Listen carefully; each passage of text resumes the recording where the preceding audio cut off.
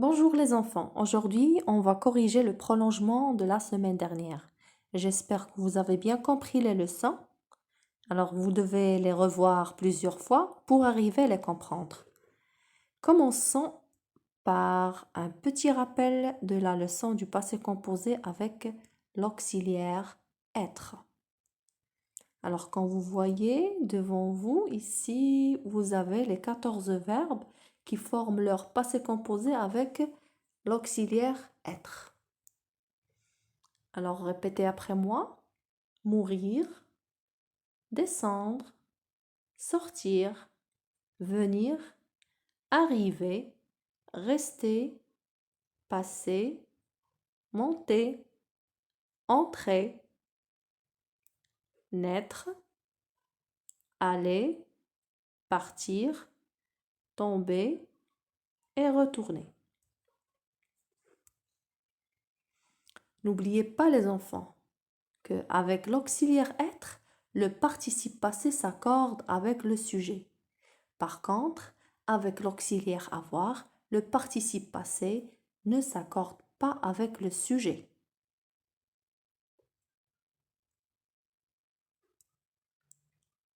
Prenons le premier exercice. Barre les verbes qui ne se conjuguent pas avec l'auxiliaire être au passé composé. Ça veut dire qu'on va barrer que les verbes qui se conjuguent avec l'auxiliaire avoir au passé composé. Et on va laisser les verbes qui se conjuguent avec l'auxiliaire être. C'est clair? On commence par le verbe oublier. Le verbe oublier, c'est un verbe qui se conjugue avec l'auxiliaire avoir. Alors, on doit le barrer. Grandir aussi. Ce n'est pas un verbe de la liste qu'on a cité tout à l'heure. Alors, c'est un verbe qui se conjugue avec l'auxiliaire avoir. Arriver, c'est un verbe qui se conjugue avec l'auxiliaire être. Alors, on ne va pas le barrer. Devenir, aussi. Permettre, alors c'est un verbe qui se conjugue avec l'auxiliaire avoir. Finir, aussi. Offrir, aussi.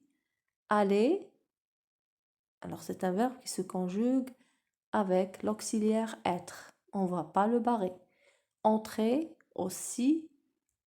Avancer, on doit le barrer. Il ne se conjugue pas avec l'auxiliaire être. Il se conjugue avec l'auxiliaire avoir au passé composé. Vendre, aussi, on doit le barrer. Porter, aussi. Donner. Rester, alors c'est un verbe qui se conjugue avec l'auxiliaire être au passé composé. Lire, c'est un verbe qui se conjugue avec l'auxiliaire avoir au passé composé. Ce que vous devez faire, c'est d'apprendre par cœur les verbes qui se conjuguent avec l'auxiliaire être. À part ces verbes, tous les autres verbes se conjuguent avec l'auxiliaire avoir au passé composé. D'accord? Prenons maintenant le deuxième exercice. Conjugue les verbes au passé composé à la personne demandée. Pense à accorder le participe passé avec le pronom personnel sujet. Ça veut dire que tous ces verbes sont des verbes qui se conjuguent avec l'auxiliaire être. Alors, on doit les conjuguer au passé composé en utilisant l'auxiliaire être. D'accord? On doit les conjuguer au passé composé selon la personne demandée. Ou bien le pronom personnel sujet, demandé. Alors, le verbe devenir à la deuxième personne du masculin pluriel. Alors, devenir, la deuxième personne du pluriel, c'est vous.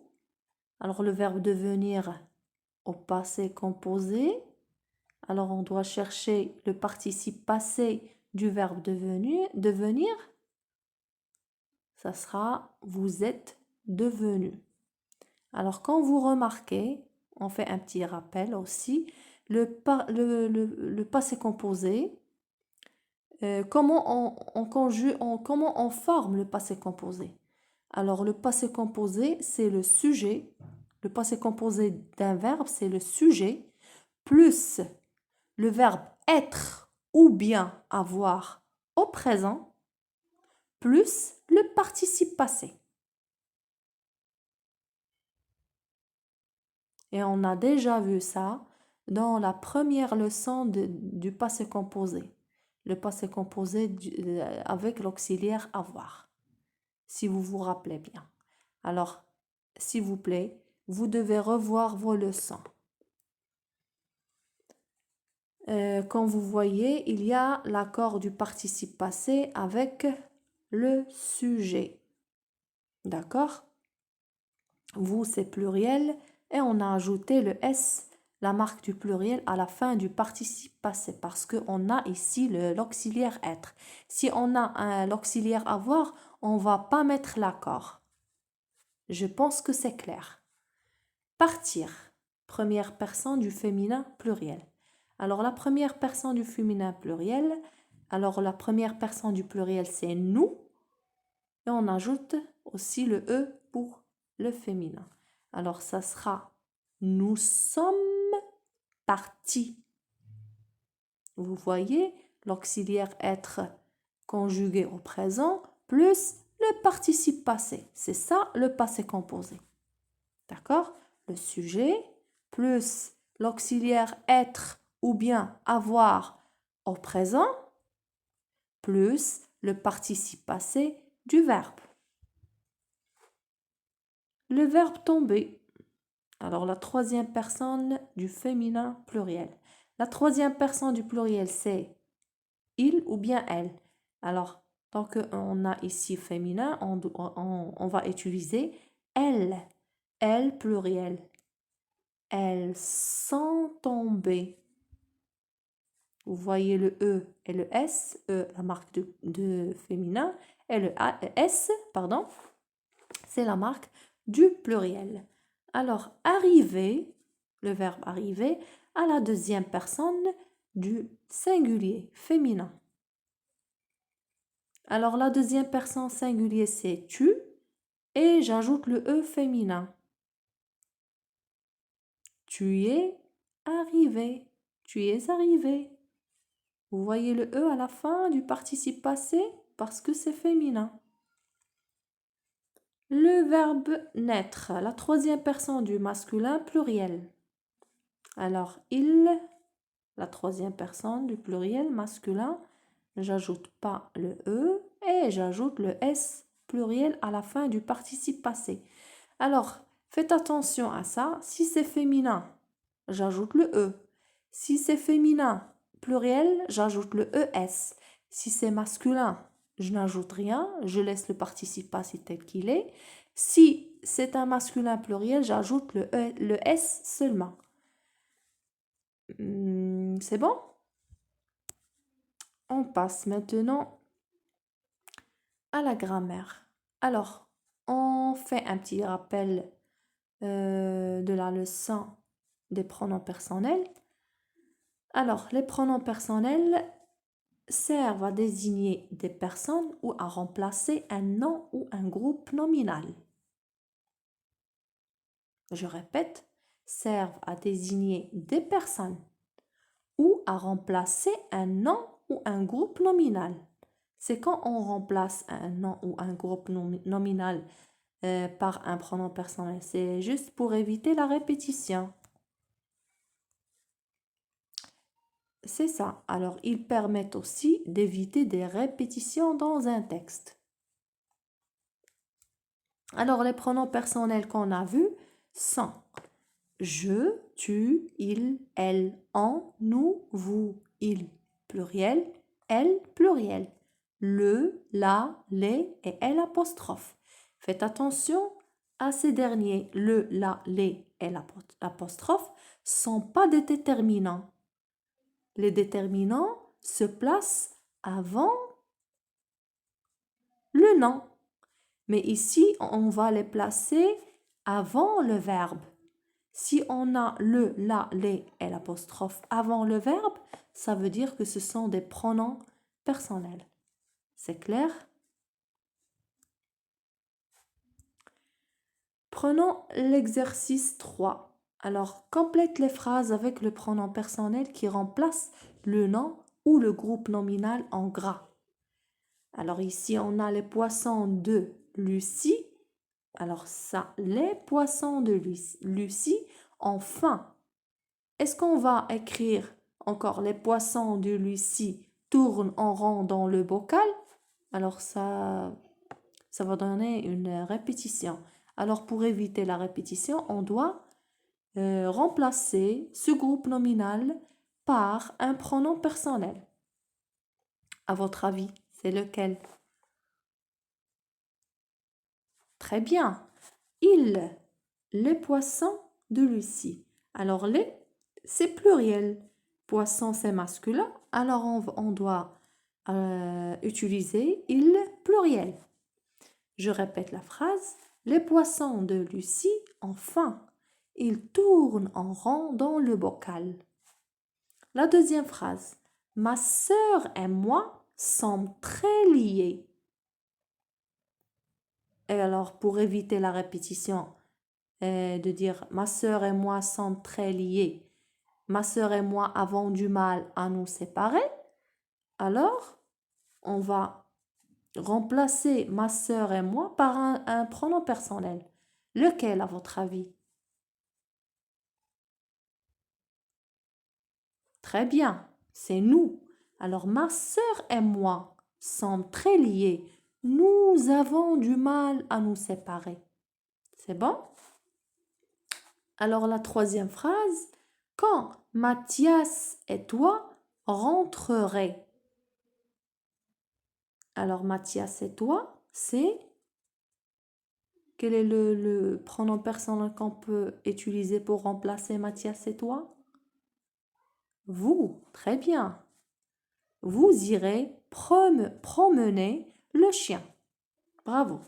Dans cette école, les maîtresses travaillent ensemble.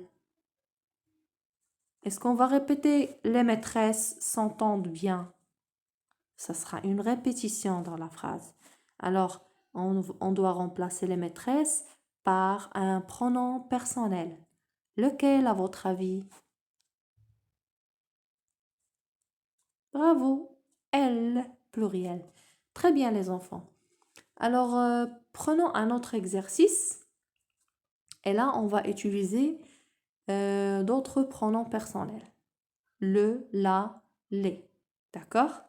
Complète la seconde phrase avec un pronom personnel qui remplace les mots en gras dans la première phrase. Utilise les pronoms le, la ou les. D'accord? Par exemple, on a ici Samuel a fait une tarte. Il la met dans le four. Alors, il a remplacé, au lieu de dire Samuel a fait une tarte, il met la tarte dans le four. Qu'est-ce qu'on a fait? Pour éviter la répétition, de répéter le mot tarte, on a remplacé le deuxième groupe nominal par un pronom personnel la.